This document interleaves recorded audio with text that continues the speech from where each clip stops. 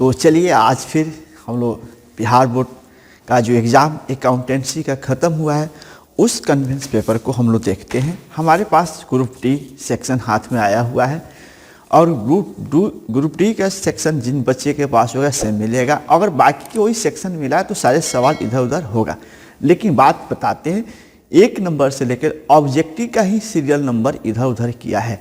तो मैं ऑब्जेक्टिव का वीडियो सबसे लास्ट में लेकर आऊँगा, क्योंकि ऑब्जेक्टिव का वीडियो सबसे लास्ट में लेने आया कारण है कि पूरे एक्यूरेट सही 100 का आंसर देने की कोशिश करूँगा। आज हम बात करेंगे, इसमें 3 सेक्शन का सवाल था, एक ऑब्जेक्टिव 1 से लेकर 100 तक, जिसमें से आपको 50 जवाब देना था। एक आपके पास शॉर्ट क्वेश्चन 2 नंबर वाले, आपके पास क्वेश्चन की संख्या 30 थी लेकिन 15 का जवाब देना था। और लॉन्ग की बात करते हैं तो लॉन्ग में 8 क्वेश्चन था और 4 का जवाब देना था। तो सबसे पहले आज हम लॉन्ग पर डिस्कस करेंगे। इस बार का क्वेश्चन लगभग 16 वर्ष का मेरा अनुभव कहता है कि इतना इजी क्वेश्चन कभी भी अकाउंटेंसी की परीक्षा में नहीं आया था। कॉमर्स के 12 क्लास वाले स्टूडेंट ध्यान से सुन लेंगे, ये 16 वर्ष का अनुभव कह रहा है कि इसमें कभी भी इतना इजी क्वेश्चन अकाउंटेंसी पेपर में अभी तक नहीं आया था। क्वेश्चन जो भी आपका है वह सीधा है, कहीं नहीं घुमाया है, कहीं नहीं थोड़ा सा हेर फेर किया है, सीधा। मतलब सीधा का मतलब ये हो गया कि जो भी चैप्टर आप पढ़ रहे हैं उसका पहला कंसेप्ट से क्वेश्चन लिया हुआ है, पहला क्वेश्चन। क्योंकि गवर्नमेंट को भी मालूम था कि लॉकडाउन के कारण बच्चे की पढ़ाई बाधित हुआ है, इस कारण इस कोरोना काल में ऐसा क्वेश्चन आना स्टूडेंट के लिए सोचिए कि गोल्डन गिफ्ट था। लेकिन बहुत सारे स्टूडेंट हम समझ रहे हैं अकाउंटेंसी पेपर को नॉन इंटरेस्टिंग रूप से लेकर चलते हैं, मज़ा नहीं आता है, क्लास में अपसेंट रहते हैं या जिस वजह से भी हो वो नहीं देते, उनके लिए बेनिफिट कभी नहीं होगा। चाहे वह कॉमर्स का अकाउंटेंसी का कख का भी पूछ देगा तो उन लोगों को प्रॉब्लम होगा। लेकिन जो स्टूडेंट थोड़ा सा मीडियम होगा या मीडियम से एवरेज से थोड़ा सा ऊपर होगा, उनके लिए बहुत अच्छा क्वेश्चन था और बहुत अच्छे ढंग से बनाया जा सकता था। अगर आप अपने बोर्ड की कॉपी में बनाकर आए हैं तो एक बार निश्चित रूप से मिलान कर ले मेरे द्वारा बनाए हुए सवाल आंसर का, क्योंकि आपका वैसा बना है कि मिस्टेक कर दिए हैं। आशा करते हैं कि आप निश्चित रूप से सेम हम जो बना रहे हैं ऐसे ही बना के आएंगे और भगवान से प्रार्थना भी करते हैं कि आपका ऐसा ही बना हो। लेकिन एक बार बनाए और वीडियो को शुरू से अंत तक देखें, क्योंकि आज अकाउंटेंसी का ये पहला वीडियो डील करने आ रहा हूँ जो क्वेश्चन एग्जाम बीता और लॉन्ग लेकर आ रहा हूँ। जैसे मेरे पास क्वेश्चन लॉन्ग है, लॉन्ग क्वेश्चन की हम बात करेंगे। लॉन्ग क्वेश्चन की बात करेंगे तो लॉन्ग क्वेश्चन गौर से देखने की जरूरत है। लॉन्ग क्वेश्चन जो क्वेश्चन 31 नंबर से स्टार्ट किया, जितने बच्चे के पास क्वेश्चन पेपर हो तो अपने निकाल कर बैठ जाएंगे। 31 नंबर जो क्वेश्चन है वहाँ से लॉन्ग चालू किया है और 31 से लेकर 38 तक यानी 8 क्वेश्चन लॉन्ग है। इसमें से किसी 4 का जवाब देना था। 31 से लेकर 38 तक में से किसी 4 का जवाब देना था।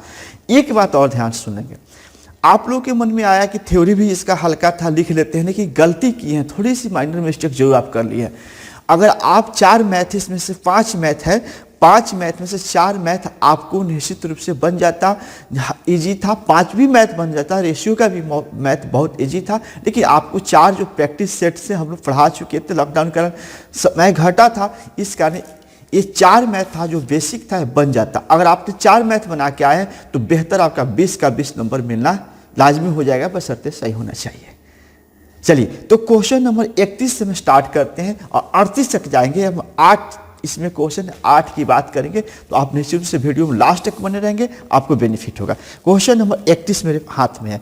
क्वेश्चन नंबर 31 जो है एडमिशन ऑफ पार्टनर का बेसिक क्वेश्चन है, एडमिशन ऑफ पार्टनर का स्टार्टिंग क्वेश्चन है, एडमिशन ऑफ पार्टनर के शुरुआती दौर का क्वेश्चन है। इसमें ज़्यादा गुना लगाने की जरूरत नहीं थी, ज़्यादा दिमाग खपाने की जरूरत नहीं थी, सीधा 2 जर्नल एंट्री पास करना था। शुरुआती 2 जर्नल एंट्री, मैंने बोला था हर बार क्लासरूम में ऑनलाइन हो या ऑफलाइन हो, मैं बताता था कि जब भी बिहार बोर्ड की परीक्षा आएगा इजी क्वेश्चन आएगा। देखिए बहुत सारे स्टूडेंटों के मन में होता है कि बहुत टॉप क्वेश्चन को रिवीजन करे पढ़े, वो होता है, लेकिन गलती की है कि शुरुआत का क्वेश्चन में थोड़ा सा भी देखे होंगे तो ये आप निश्चित रूप से बना के आए होंगे। अगर नहीं देखेंगे तो गलती तो हो चुकी होगी। अब दोनों की समाधान नहीं है, इसलिए आज सिर्फ हम लोग देखते हैं कि जो बनाए हैं वो परफेक्ट है कि नहीं है। तो क्वेश्चन नंबर 31 पर डिस्कस करेंगे। चलिए क्वेश्चन नंबर 31 देखते हैं। एक्स और वाई साझेदार है, इसमें एक्स और वाई ओल्ड साझेदार है, पुराने पार्टनर है, जो लाभ को 2:1 1 में बांटते थे। अब आती है उन्होंने जेड को लाभ में 1/4 हिस्सा के लिए प्रवेश दिया। मतलब नया साझेदार जेड 1/4 के लिए आ रहे हैं। जेड अपने हिस्सा XY से समान अनुपात प्राप्त करता है। देखिए बहुत बड़ी सच्चाई इसमें सवाल में है। जेड अपना हिस्सा जो लेगा वो XY से ही लेगा, लेकिन इक्वल में ले रहा है, इसलिए यहाँ पर त्याग अनुपात निकल चुका। अगर ऐसे सवाल को पहले गारंटी बना लेते हैं तो आप निश्चित रूप से क्वेश्चन नंबर 31 पर बात करते हैं। 31 तो यहाँ सबसे पहले एक गारंटी का वाउचर लेंगे। अब बहुत इजी सवाल था, स्टार्टिंग था एडमिशन ऑफ पार्टनर के, इजी था। गारंटी लेंगे और गारंटी का जो डायग्राम है आप 12th क्लास के बोर्ड की परीक्षा दे के आ चुके हैं, इसलिए यहाँ पर ज़्यादा कुछ नहीं करेंगे। यहाँ सारे कुछ डेट पार्टिकुलर ये सब कुछ लिख लेंगे। पहला एंट्री इसमें सबसे पहला, जब भी कोई साझेदार गुडविल और कैपिटल की राशि लेकर आता है तो उसका एंट्री आप लोग को याद है कि बैंक अकाउंट DR होता है। Bank account DR to Z capital, नया साझेदार जो है जेड कैपिटल के नाम पर लिखेंगे, जेड कैपिटल अकाउंट, और टू गुडविल या प्रीमियम भी लिखा जा सकता था, लेकिन गुडविल को परफेक्ट माने। इसके नीचे नाइरेशन आपका होना चाहिए। नाइरेशन बहुत लाजमी नहीं, लेकिन नाइरेशन कुछ ना कुछ लिखा होना चाहिए। इसमें वो पार्टनर जो आया है 1,65,000 रुपया पूंजी लेके आ रहा है, 1,65,000 कैपिटल के रूप में लेके आ रहा है, गौर से देखेंगे, और 30,000 ख्याति के रूप में आ रहा है। यानी इस पर 1,95,000 का अमाउंट का पुटिंग कर देंगे। ये आपका एंट्री था। जब भी कोई नया साझेदार कैपिटल और गुडविल लेकर आता है तो यही एंट्री होता है यार। बहुत सिंपल सवाल था। हमने तो कल सवाल जब 5 बजे आपका परीक्षा खत्म हुआ, एक स्टूडेंट के मार्फत से जो सवाल मिला तो मैंने 20 साल का 16 वर्ष का रिकॉर्ड तोड़ दिया सवाल इजी का कर। लेकिन यार बहुत सारे स्टूडेंटों में प्रॉब्लम हुआ है, वो खुलकर नहीं बोल रहे हैं क्योंकि वो पढ़े नहीं हैं, वो पढ़ना ही नहीं चाहते हैं। यार पढ़ेगा तब तो बनेगा ना, पढ़ेगा तब बनेगा, लेकिन जो पढ़ा होगा तो निश्चित रूप से उनका बेहतर रिजल्ट गया होगा, उनको अनुभव हो गया होगा कि बहुत ईजी सवाल था। अब इसमें गुडविल जो नगद लाता है उसके लिए क्या करते हैं, जब भी कोई पार्टनर गुडविल की राशि लाता है तो उससे पुराने साझेदार आपस में क्या करते हैं, बांट लेते हैं। सवाल में कहे ना कहे बांट लेते हैं। तो बांटने का एंट्री क्या होगा इसमें देखेंगे। बांटने का एंट्री होगा गुडविल अकाउंट DR और टू पुराने पार्टनर X कैपिटल और टू Y कैपिटल अकाउंट। ये आपका एंट्री हुआ बांटने का एंट्री। यहाँ गुडविल के अमाउंट 30,000 ला देंगे। इसको किस रेशियो में बांटा जाएगा, यहीं पर आपकी कुछ गलती हुई होगी। लेकिन अगर थोड़ा सा दिमाग को डेवलप कर गए रहते एग्जाम में तो जो गए हैं उनका कमी नहीं हुआ होगा, जो नहीं पढ़े उनकी तो गलती हुई होगी। कह रहा है राइटर, सवाल पढ़ेंगे, जेड अपने हिस्सा अपना हिस्सा जो जेड है वो XY से बराबर प्राप्त करेगा। यानी इसका मतलब है कि जेड X से भी समान लेगा और Y से भी समान लेगा, इसलिए इसको बोला जाता है कि समान अनुपात प्राप्त करेगा। और गुडविल जब भी डिस्ट्रीब्यूशन होता है त्याग अनुपात सेक्रीफाइस रेशियो होता है, इसलिए बराबर के कारण यहाँ पर सेक्रीफाइस रेशियो 15,000 और 15,000 होगा। बस गारंटी इतना ही था, गारंटी आपको इतना ही बनाना था, ये आपको नाइरेशन हो जाता, बस 2 ही एंट्री करना था। लेकिन सवाल में गारंटी के साथ कर दिया है नए त्याग अनुपात का गणना कीजिए। तो ये भी आपको पूछा है कि न्यू रेशियो की याद करिए। अब इसके नीचे न्यू रेशियो बना देते हैं। चलिए तो दूसरा स्टेप में आ जाते हैं, फॉर न्यू रेशियो। ये आपका दूसरा कॉन्सेप्ट के लिए आ जाते हैं, फॉर न्यू रेशियो। ऐसे अगर बनाए होंगे तो यहाँ पर बहुत इजी नंबर आपको आता। यहाँ पर लिखेंगे x तथा y का ओल्ड रेशियो आपके सवाल में दिया है 2:1। ये आप जानते हैं, या इसको ऐसे भी लिखा जा सकता था 2/3 और 1/3, ऐसे लिखा जा सकता था। ये आपका एक पहला पेज हो गया। ये आपको 2:1 दिया है तो 2/3 और 1/3 इसको जोड़ लेते हैं। क्लासरूम में समझाया जा चुका है। आप 12th क्लास के बोर्ड ऐसे विद्यार्थी जो परीक्षा देकर आए हैं तो वीडियो बनाया जा रहा है, इसलिए इसमें ज़्यादा डिटेल नहीं जा सकता। अब चलिए, अब जेड का हिस्सा देखिए, जेड का नया हिस्सा, जेड का न्यू रेशियो 1/4 है। ऐसी ही हिस्सा को एक्स वाई बराबर बराबर दे रहा है, इसलिए जेड को प्रत्येक से प्राप्त 1/4 का बराबर हिस्सा करेंगे तो ऐसे होगा 1/8, यानी मतलब निकल के आ गया जेड को x से 1/8 मिलेगा और y से 1/8 मिलेगा। इसलिए यहाँ जाते हैं बोर्ड पर, ध्यान देंगे, इसलिए x का नया हिस्सा न्यू रेशियो, ऐसे हिंदी इंग्लिश मिक्स करके हम पढ़ाते हैं, आपको मालूम है, आप दोनों में से लिख सकते हैं, कोई दिक्कत नहीं है। न्यू रेशियो, x का न्यू रेशियो ओल्ड रेशियो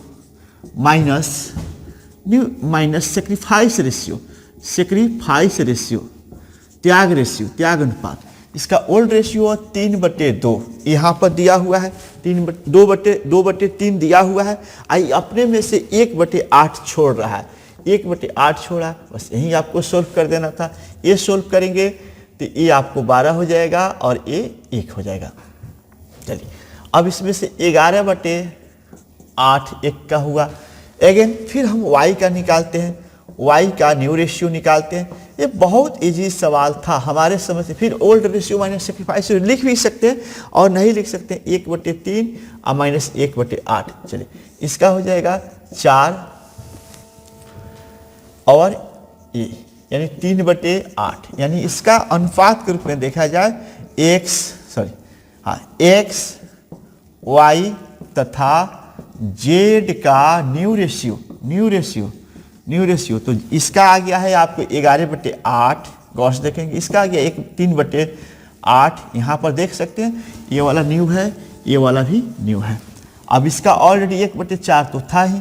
अब नियम कहता है कि जब ये नीचा के बराबर नहीं हो तो इसका लघुत्तम कहीं निकाल लीजिए रफ में, और लघुत्तम निकालकर सब में उतना से गुना कर दिया। एलसीएम निकाल लीजिए, तो इसका 8 एलसीएम आएगा, इसका 8 आएगा, इसका भी 8। चलो अभी 8 कट जाएगा, यहाँ 2 बचेगा, इसलिए 11/3/2। अगर ऐसा आप बना दिए होंगे तो आपका 5 नंबर फिक्स गौर से देख लेंगे। बहुत सिंपल जा रहा था। हमने बोला कि एडमिशन ऑफ पार्टनर का सबसे शुरुआती क्वेश्चन लर्निंग किया था, 2 इंटू इधर करना था, बस एक नेयर कर देना था। तो इससे इजी क्या हो सकता है यार, इससे इजी क्या हो सकता है? ये तो बहाना होगा, नहीं बना होगा ऐसे सवाल। तो ये सीधे अपने लाइफ के सोचना है कि तुम कितने मजबूत हो, झूठा पढ़ रहे हो, घर को धोखा दे रहे हो, समय गंवाया हो। हमने बोला नहीं कि 16 बरस का क्वेश्चन उठाकर देख लो, इससे इजी क्वेश्चन कभी भी नहीं पूछा हुआ था, लेकिन चुप गए होगे। तो अपने आप से प्रश्न करना, अपने आप से पूछना कि यार हम क्या करके आ गए पेपर पर, बना लिए होंगे तो इससे बेहतर अपॉर्चुनिटी आपके पास कभी नहीं था अकाउंटेंसी में। अच्छा नंबर 80 नंबर। हमको लग रहा है कि इस बार अकाउंटेंसी में बहुत सारे स्टूडेंट जो अच्छे ब्रिलियंट होंगे वो 100 का 100 मार्क्स लाएंगे इस बार, 100 का 100 आएगा। जरूरी नहीं कि मेरे पास पढ़े होंगे, कहीं भी पढ़ेंगे, दुनिया भारत के बिहार के किसी भी टीचर के पास पढ़े होंगे, अगर वो ब्रिलियंट होंगे तब क्यों, अकाउंटेंसी में 100 का 100 चांस है। क्योंकि हम ऑब्जेक्टिव क्वेश्चन देख रहे हैं, ऑब्जेक्टिव क्वेश्चन में 86 क्वेश्चन मेरे सेट से कहीं भी पढ़े होंगे, किसी जगह पढ़े होंगे, 80-85 सभी टीचर का इसमें आ गया है क्वेश्चन, क्योंकि चैप्टर का सबसे शुरुआती ऑब्जेक्टिव डाला है और 50 बनाना था, तो 50 राइट होना चाहिए था। चलिए हम दूसरे क्वेश्चन की बात करते हैं, क्वेश्चन नंबर 32। क्वेश्चन नंबर 32 को देख लेते हैं, तब आगे की बात करेंगे। क्वेश्चन नंबर 32, 31 के बाद 32 आया। हम जाने कि बहुत सारे क्वेश्चन 32 ही बनाए हैं, क्योंकि 32 में थ्योरी लिखना था, मैथ से भागे हैं, मैथ से डरे हैं। लेकिन आपको एक बहुत बड़ी सच्चाई है कि थ्योरी में 5 का 5 नंबर मिलना एक अपने आप में बहुत बड़ा सवाल करता है। 3-4 मिलता है। चलिए बना लिए, उसे उदास होने की जरूरत नहीं, निराश होने की जरूरत नहीं है। लेकिन आपने मैथ बनाना चाहिए, अकाउंटेंसी पढ़े थे, साल भर टाइम दिए थे, घर का पैसा लगाए थे, तो अकाउंटेंसी का मैथ बनना चाहिए।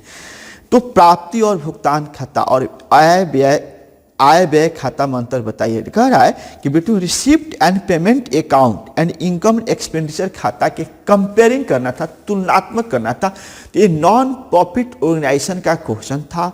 नॉन प्रॉफिट ऑर्गेनाइजेशन में 3 चीज़ पढ़ा जाता है, रिसिप्ट और पेमेंट, इनकम और एक्सपेंडिचर और बैलेंस शीट। यानी आप इसके लिए मैथ पढ़े थे, उसी मैथ से एक थ्योरी उठाया है कि भाई आप बताइए कि आय व्यय खाता यानी रिसिप्ट और पेमेंट और इनकम और एक्सपेंडिचर खाता में क्या अंतर है, क्या कुछ है, उसी के बारे में लिखना था 1 पेज। यानी आपके जो कॉपी मिलता है उस कॉपी में 1 पेज लिखते थे, काफ़ी था। 2 पेज 4 पेज लिखे होंगे वो फालतू में टाइम यानी कि उनसे फायदा नहीं। 1 पेज ही काफ़ी आंसर था इसका लिखना। तो ये सवाल में तो कहीं से कुछ कहा ही नहीं जा सकता है कि यह सवाल नहीं आता। अगर ये सवाल भी आपको नहीं आया होगा तो दुख की बात है, लेकिन यह सवाल जनरली 90% स्टूडेंटों को निश्चित रूप से समझ में आ गया है और 90% स्टूडेंट में 70% इसी का जवाब लिखने के प्रयास किए होंगे। हम जान रहे हैं, अनुभव कर रहे हैं। मैथ थोड़ा सा भी भागे होंगे, थोड़ा सा टफ लगा होगा, भागे होंगे, क्योंकि आपके पास 3 घंटा एग्जाम जब दिया जाता है, 1 घंटा ऑब्जेक्टिव में दिमाग चला गया रहता है, 1 घंटा थ्योरी लिखने में चला जाता है, लास्ट 1 घंटा मैथ बनाना रहता है। तो बच्चे मैथ बनाने से थोड़ा डरते हैं और प्रयास करते हैं कि चलो भाई थ्योरी ही बना लेते हैं, जल्दी से हो जाएगा। इसी जल्दी के चक्कर में आपने मैथ छोड़े होंगे या नहीं आ रहा होगा, लेकिन जिनको आया होगा उनके साथ खड़ा हूँ, उनको सॉल्व कर रहा हूँ, देखेंगे। तो चलिए 31 और 32 भी क्लियर हुआ। अब बात करते हैं 33 नंबर। तो आइए क्वेश्चन नंबर 33 को देखते हैं। मेरे 33 नंबर जो सवाल शेयर कंपनी से पूछा है, ये अपने आप से पूछना कि बना है कि नहीं। हमसे नहीं, हम तो चूँकि आपको रिकॉर्डिंग मोड में क्लास दे रहा हूँ आज, चूँकि क्लास आप लेने भी नहीं आ सकते हैं, आपका एग्ज़ाम खत्म होगा, आप मौज मस्ती के मूड में आ गए होंगे। लेकिन हम लोग टीचर हैं, हम बच्चे के बारे में सोचते हैं और बच्चे के बेहतर भविष्य के बारे में सोचते हैं कि बच्चे अच्छे करें।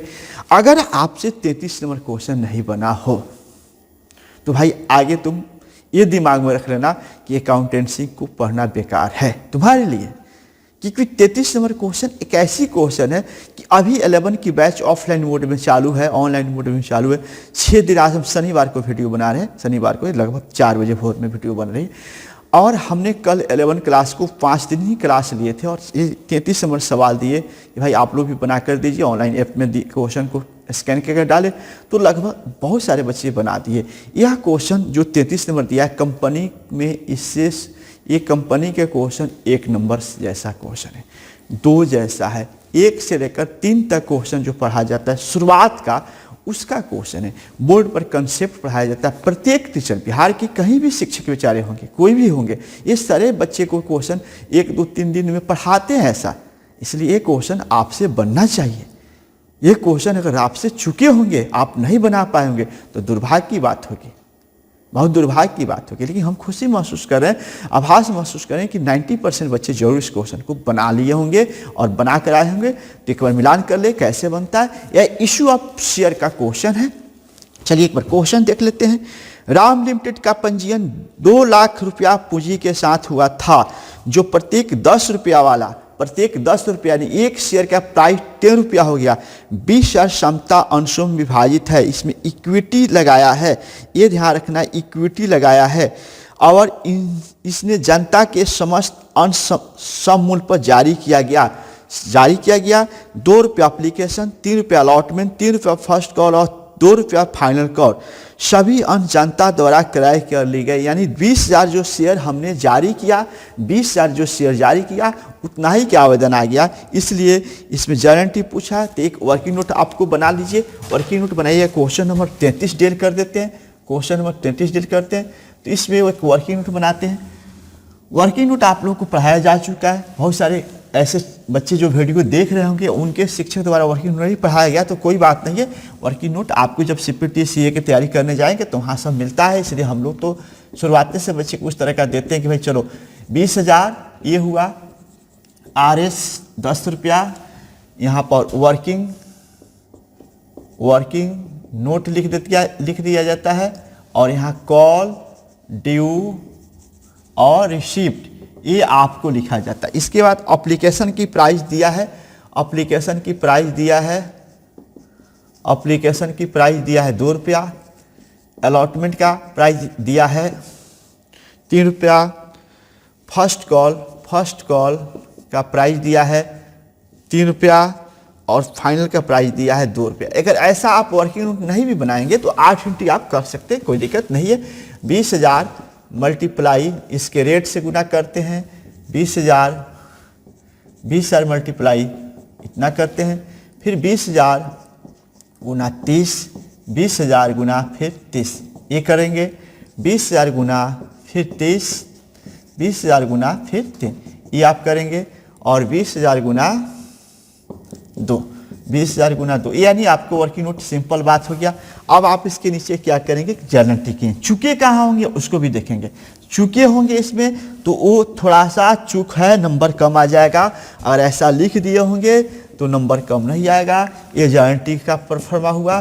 जर्नल में 1 नंबर में सबसे पहला एंट्री आपने किए होंगे बैंक अकाउंट या टू शेयर एप्लीकेशन, यहीं पर माइनस चूक आपसे हुई होगी।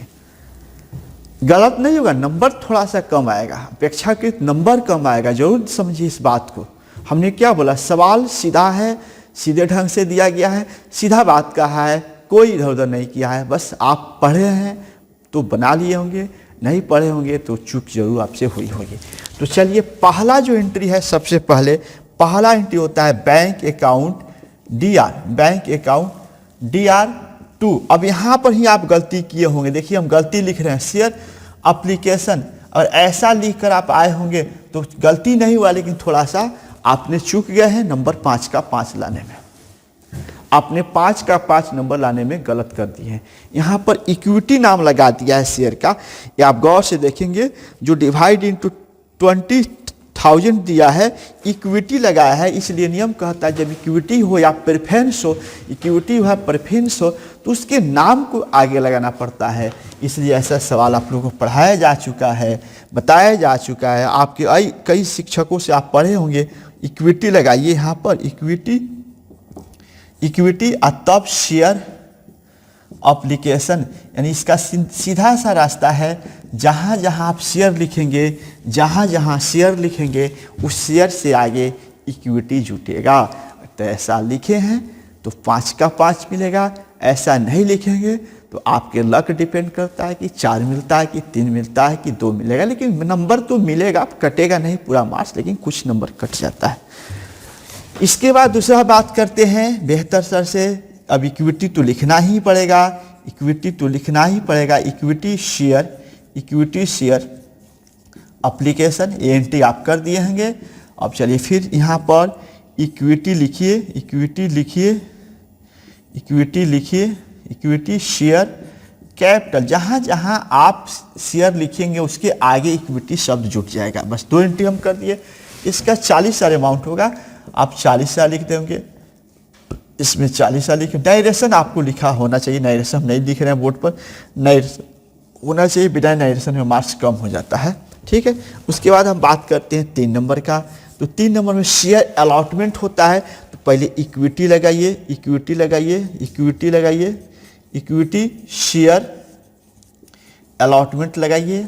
ये एंट्री आपका होना चाहिए था। इक्विटी हम जान रहे कि चुके होंगे बहुत सारे लोग, क्योंकि बहुत बार बच्चे को क्लासरूम में जब कोई भी शिक्षक पढ़ाते हैं तो अपने को नहीं समझना चाहते, अपने को मैनेज नहीं कर बैठना चाहते हैं, इसलिए भूल होती है। और ये भूल हुई है तो अब पछताने के अलावा कोई उपाय आपके पास नहीं। अगर बना के आए होंगे तो आपके साथ best of luck exam. Result का इंतज़ार, कुछ भी नहीं हो सकता, रिजल्ट का इंतज़ार। चलिए ये एंट्री कर देते हैं। इसके बाद हम इस पेज पर आ जाते हैं। आपके लिए बोर्ड का पेज हो गया, 3 हो गया। अब 4 नंबर एंट्री हम यहाँ करके दिखा देते हैं। चलो भाई इसमें कर लेते हैं 4 नंबर एंट्री। 4 नंबर एंट्री हम लोग देख लेते हैं थोड़ा सा।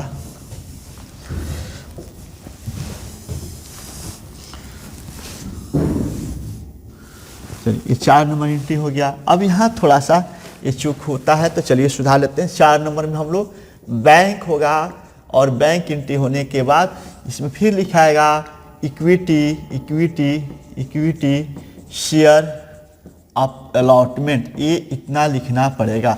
अब 2 एंट्री हो गया, 2 एप्लीकेशन का एंट्री होता है, 2 अलॉटमेंट का होता है। तो अलॉटमेंट के लिए आपको ये अमाउंट बैठा लीजिए। इसका जो 60,000 आया है, वर्किंग नोट अगर कोई नए बच्चे वीडियो से जुड़े होंगे जो मतलब मेरे यहाँ नहीं पढ़े होंगे और वर्किंग नोट नहीं बनाए होंगे तो भी इनका सही होता है, ध्यान रखना है। देखिए वर्किंग नोट बना देते हैं तो और परफेक्ट ढंग से उसको सही माना जाता है। चलिए ये आपका क्लियर काम था। अब हम बात करते हैं 60,000।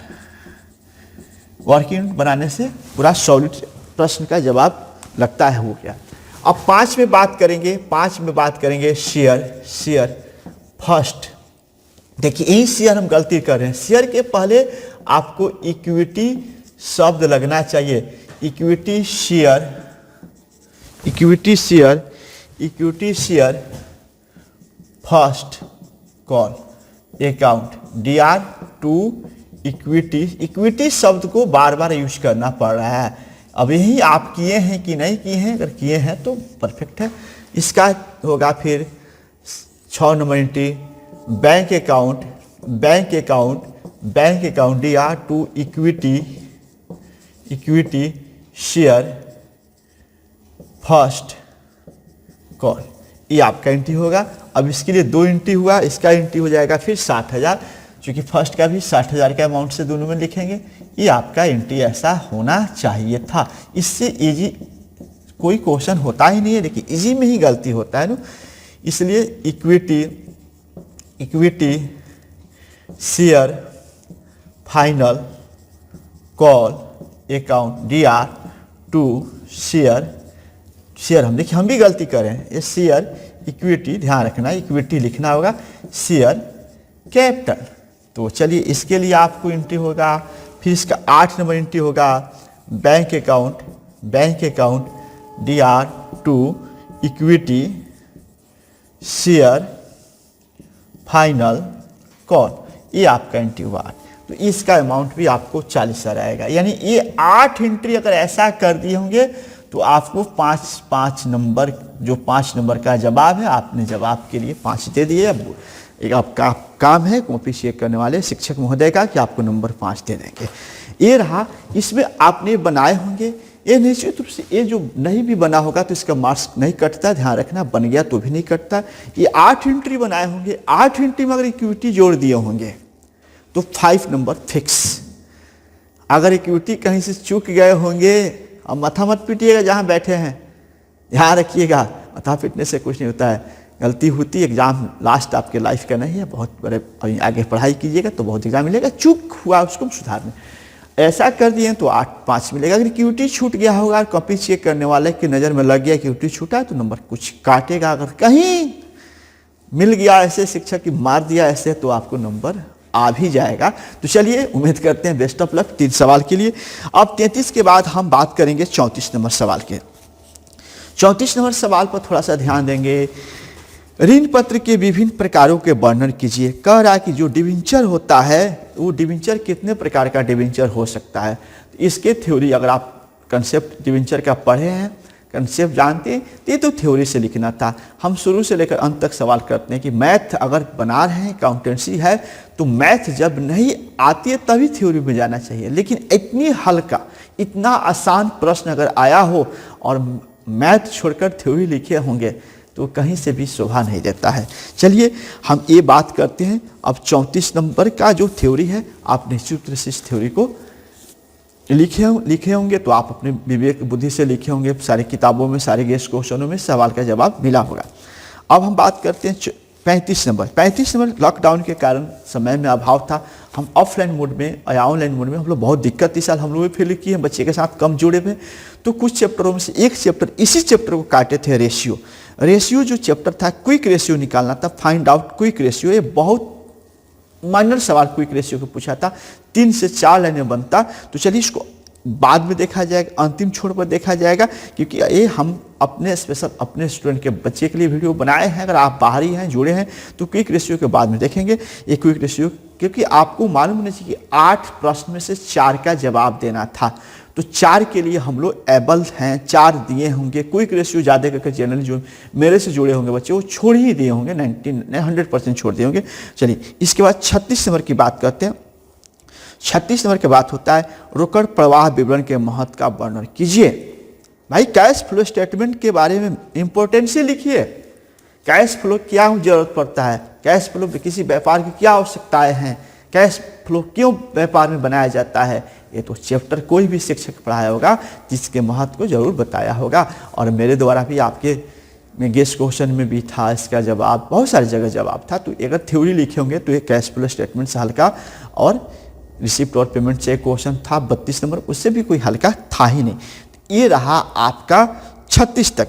अब हम 37 और 38, मेरे हाथ में 2 और बचा हुआ है, 2। तो चलिए हम थोड़ा सा 37 की तरफ चलते हैं कि 37 में क्या कह रहा है। तो आइए, जो 37 नंबर क्वेश्चन आपके लॉन्ग क्वेश्चन में पूछा हुआ था, 37 नंबर क्वेश्चन के बारे में बोलने से पहले हम आपसे ये जानना चाहते हैं कि आप बनाए हैं कि नहीं। कमेंट्स बॉक्स में लिख के बताना है, बनाए हैं कि नहीं बनाए। अगर बनाए हैं तो इससे ऐसा बेहतर कोई सवाल डिसोल्यूशन ऑफ पार्टनरशिप से हो ही नहीं सकता। यह क्वेश्चन आपको, सेम क्वेश्चन आपको इस तरह का पढ़े भी हुए या इस नाम से इस टाइप का क्वेश्चन सारे राइटरों ने लिखे हुए, ऐसा नहीं है कि एक ही राइटर ने लिखे, सभी राइटरों का किताब इस तरह का क्वेश्चन है। ये क्वेश्चन डिसोल्यूशन ऑफ पार्टनरशिप के हो सकता है, परीक्षा में पूछा जा सकता है, तो इससे आसान कोई नहीं हो सकता है, क्योंकि डिसोल्यूशन ऑफ पार्टनरशिप अक्सर सवाल बैलेंस शीट का था, बनाना, लेजर बनाना, बहुत लंबा प्रोसेस में जाना पड़ता था। लेकिन यह सिर्फ आपसे एक मामूली सी सवाल किया है कि हमने 3 जो सवाल किया है इसमें कि इसका जर्नल एंट्री बनाकर दिखाइए, जर्नल एंट्री बनाकर दिखाइए। तो ये जर्नल एंट्री कैसे बनेगा, आइए बोर्ड पर देखते हैं। क्वेश्चन नंबर 37 ऐसे हम अपने बोर्ड पर रखेंगे। क्वेश्चन नंबर 37, एक आपको जर्नल एंट्री लेना था, ये जर्नल एंट्री का फॉर्मेट ले लेना था। जर्नल एंट्री का फॉर्मेट जैसे ही लेते आप, इसमें जर्नल एंट्री लिख देते, सिंपल बात। बाकी डेट, पार्टिकुलर, LF, सारे कुछ आप 12 क्लास की बोर्ड की परीक्षा दे के आए हैं, लिख लेंगे। 37 नंबर क्वेश्चन का क्वेश्चन नंबर पहला,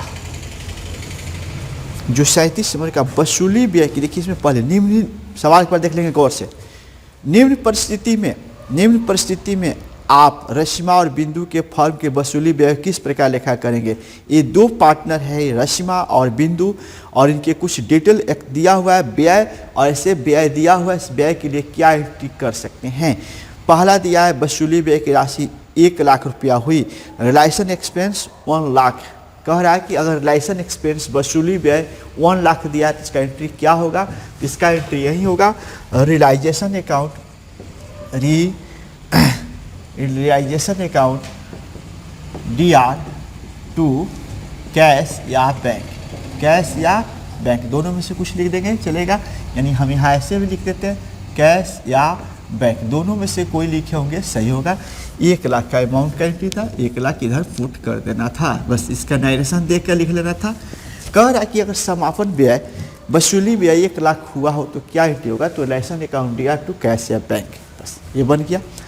अब कह रहा है दूसरा नंबर सवाल कि अगर समापन व्यय वसूली व्यय की राशि 30,000 का भुगतान रश्मिमा द्वारा किया गया हो, मतलब समापन व्यय हुआ है लेकिन रश्मिमा द्वारा हुआ है, तो कुछ नहीं करना, एंट्रीज का होगा रियलाइजेशन अकाउंट DR टू रश्मिमा के नाम लिख देंगे, जो आपका साझेदार रश्मिमा है उसका नाम लिखेंगे, उसका नाम लिखेंगे रश्मिमा,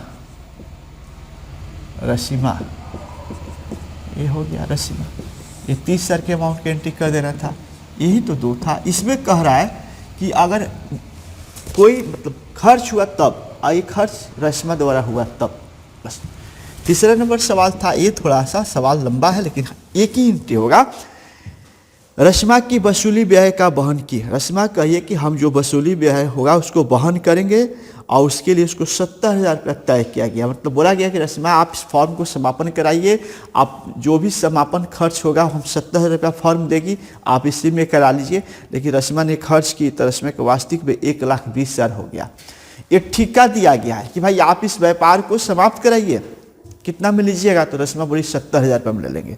व्यापार समाप्त होने की प्रक्रिया में उसका पैसा 1,20,000 खर्च हो गया, तो यह व्यापार उसको 1,20,000 नहीं देगी, उसको 70,000 ही देगी, इसलिए इसका एंट्री 70,000 पर करेंगे। रियलाइजेशन अकाउंट DR टू रश्मिमा, ये 70,000 1,20,000 का चर्चा कहीं से नहीं करेंगे, हमने जो ठेका दिए थे उसी का हिसाब करेंगे। तो बस ये 3 एंट्री आपका होता है। अगर ऐसे एंट्री 3 कर लिए होंगे तो 5 नंबर मिलेगा आपको, नहीं किए होंगे तो फिर आप अपने से मूल्यांकन कर सकते हैं कि कहाँ गलती किए हैं, कैसे गलती किए हैं। ये रहा सवाल। अब बात करेंगे अगला क्वेश्चन कैसा रहेगा। तो कैश फ्लो ऑपरेटिंग एक्टिवेट यानी कैश फ्लो स्टेटमेंट से एक सिंपल सा पार्ट उठाया हुआ है। क्वेश्चन सबसे इजी है, सबसे आसान है। इसको गेस्ट पेपर में, मॉडल पेपर में, प्रैक्टिस सेट में सभी जगह क्वेश्चन मिलेंगे, आप देख सकते हैं वहाँ जाकर गौर से। तो इसमें कैश फ्लो स्टेटमेंट में करना क्या था, सिंपल बात है। कैश फ्लो स्टेटमेंट में आपको एक ये छोटा सा डायग्राम लेना था, आपको ये डायग्राम लेना था और डायग्राम में निश्चित रूप से यहाँ पर लिख देना है cash flow from operating activity. यहाँ पर cash flow from operating activity ये लिख देना था। यहाँ पर आप डिटेल लिख देते, नहीं भी लिखेंगे तो काम चल जाएगा। अमाउंट लिख देंगे, ये पार्टिकुलर लिख देंगे, पार्टिकुलर लिख देंगे, ये हो गया। इसके बाद यहाँ लिखा जाता है प्रॉफिट या लॉस पहला, तो इसमें दिया है लॉस 50,000। सवाल के अंतिम भाग में गौर से देखेंगे, लॉस दिया है 50,000। सवाल आपके हाथ में होना चाहिए। वर्ष के दौरान कंपनी को 50,000 की हानि हुई, ठीक है। तो वर्ष के दौरान, वर्ष के तो loss from during year, loss from during year ऐसे लिख देंगे और ये 50,000 यहाँ लिखेंगे और इसको ब्रैकेट में ले लेंगे। हानि है तो ब्रैकेट में लिया जाता था, प्लस प्रॉफिट होगा तो ब्रैकेट में लेने की जरूरत नहीं। अब इसके नीचे आप ऐड लिख देंगे, आप थोड़ा सा जगह छोड़ के लेस लिख देंगे, बस। अब क्या करना है, आपको जो सवाल दिया है उसमें एसेट और लायबिलिटी दिया है। अगर एसेट को दाम बढ़ता है तो उल्टा रिएक्शन करता है। एसेट के दाम बढ़ता है तो इस कैश फ्लो में घटता है, अगर एसेट के दाम घटता है तो कैश फ्लो में जुटता है। तो जैसे सबसे पहले डेप्टर दिया है और 2017 और 18 का सवाल किया है। डेप्टर के अमाउंट 20,000 था 17 में और 18 में 15,000 हो गया। यानी डेप्टर के मूल्य जब 2017 में 20,000 था, वह मूल्य 18 में, 18 अभी मान लेते हैं, 17 पीछे मान लेते हैं। 17 में मूल्य था 20,000 और 18 में 15,000। इसके मूल्य में 5,000 कमी आई है। जब डेप्टर एसेट है, एसेट साइड में होता है, कमी आई है तो इसको ऐड करेंगे। कमी आई तो क्या करेंगे, ऐड करेंगे। तो यहाँ पर लिखेंगे 1 नंबर देकर, नहीं भी लिखेंगे 1 नंबर तो हो जाएगा। डेप्टर सीधा लिखिए और ये 5,000 लिख दीजिए यहाँ पर। उसके बाद है creditor. Creditor part of liability, ये लायबिलिटी है। लायबिलिटी के मूल्य घटता है तो घटाएंगे, बढ़ता है तो बढ़ाएंगे। 10,000 था, घट के 8,000 हो गया, 2,000 घटा तो ये माइनस में लिया के लिखेंगे क्रेडिटर, यहाँ लिखेंगे। चलिए उसके बाद देखते हैं बिल रिसीवर एसेट है। बिल रिसीवर एसेट है और इसका मान बढ़ा है 2,000। तो एसेट के मान बढ़ता है तो कैश फ्लो में घटता है, इसलिए यहाँ ले आकर लिखेंगे बिल रिसीवर। इंक्रीज डिक्रीज बहुत बार लिखा जाता है, लेकिन वैसे नहीं भी लिखेंगे तो काम चलेगा, ठीक है। प्रीपेड एक्सपेंस, प्रीपेड एक्सपेंस जो है एसेट है। प्रीपेड एक्सपेंस एसेट है और एसेट साइड में होता है। इसका मूल्य 1,000 घटा है, 8,000 था, घट के 7,000 घटा है। तो इसको क्या करेंगे, प्रीपेड एक्सपेंस एसेट साइड में है और एसेट साइड के चीज़ के मूल्य में जब घटता है तो ऐड होता है, इसलिए 1,000 लेकर यहाँ पर ऐड करेंगे। आप प्रीपेड एक्सपेंस जो होता है बैलेंस शीट के एसेट साइड में होता है, आउटस्टैंडिंग बैलेंस शीट के लायबिलिटी साइड में होता है। अब इसको क्या करेंगे, एक साथ करेंगे। 5 1 6,000, यहाँ 6,000 लिख देंगे। अभी लाइन को लंबा ले लेंगे। 50 में 6,000 जुटता है, इसका मान 44,000 हो जाएगा, क्योंकि माइनस में ही प्लस में। अब इसको घेर दीजिए। इसको देखिए, अभी आपको 2,000 2,000 4,000 हुआ। ये 4,000 को ऐसे 4,000 हुआ, 4,000 माइनस में हो गया। अब यहाँ पर लाइन लंबा सा लीजिए और यहाँ पर ये माइनस माइनस क्या हो जाएगा, ये माइनस में रहेगा और इसका दोनों भाग जुट जाएगा। यानी यहाँ लिख सकते हैं cash flow from operating activity. अगर ऐसा बनाकर आए होंगे तो 5 नंबर आपका श्योर हो जाएगा, 5 नंबर आपका श्योर हो जाएगा। तो हम लोग देखा जाए तो ये कैश फ्लो स्टेटमेंट में बहुत इजी सवाल लिया था, बहुत मज़ेदार सवाल था।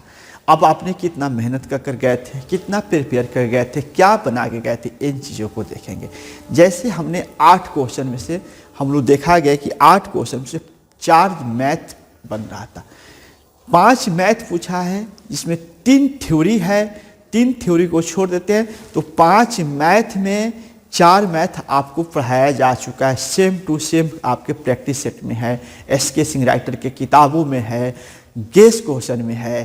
तो आपने नहीं पढ़े होंगे जिस कारण से बन नहीं सकता, लेकिन मैं आशा करता हूं कि बहुत सारे बच्चे 4 का 4 मैथ बनाकर आ ही होंगे।